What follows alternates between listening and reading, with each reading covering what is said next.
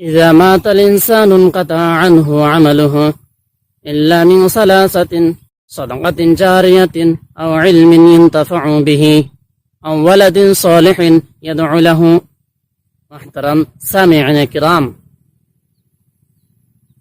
আমরা একটা হাদিস শুনলাম এখানে বলা হয়েছে মানুষ যখন মারা যায় তখন তিনটি বিষয় সদকা জারি হিসেবে থাকে। অন্য হাদিস আরো তফসিল রয়েছে, যেমন সদকা জারিয়া, যে কোনো একটা বস্তু সদকা করা, অথবা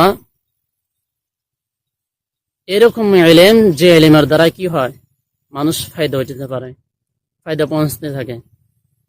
যেরকম আপনি একজন কে ইলম শিক্ষা দিয়েছেন, সে আবার অপরকে শিক্ষা দেবে, এভাবে চলতে থাকবে। অথবা যদি এগুলা করতে না পারেন, নিজে শিখতে পারা নাই, সন্তানকে যদি শিখিয়ে যান, সে সন্তান যদি নেক হয়, সেটা আপনি কি পাবেন? সদকা জারি হিসেবে পেয়ে থাকবেন। আরো তার তফসিল যেরকম সদকা জারিয়া যেরকম বলা হয়েছে, মানুষের কোনো আরামের ব্যবস্থা করে গাছ লাগালেন, মসজিদ বানিয়ে দিলেন, যেগুলা সবের কাজ করে গেলেন, সেখান থেকে মানুষ আরো ফায়দা উঠাইতেছে, মানুষও সব পাইতেছে, মানুষও ইবাদত করতেছে বা মানুষ আরাম করতেছে, মানুষ পানি পান করতেছে। এগুলা আপনি কাজ যদি করেন সদকা জারিয়া হিসাবে, সেখান থেকে আপনারা সদকা জারিয়া পেয়ে থাকবেন। আর মানুষ কি করবে? দোয়া দিবে আপনাকে, মানুষটা কি করেছে, ভালো কাজ করে গেছে।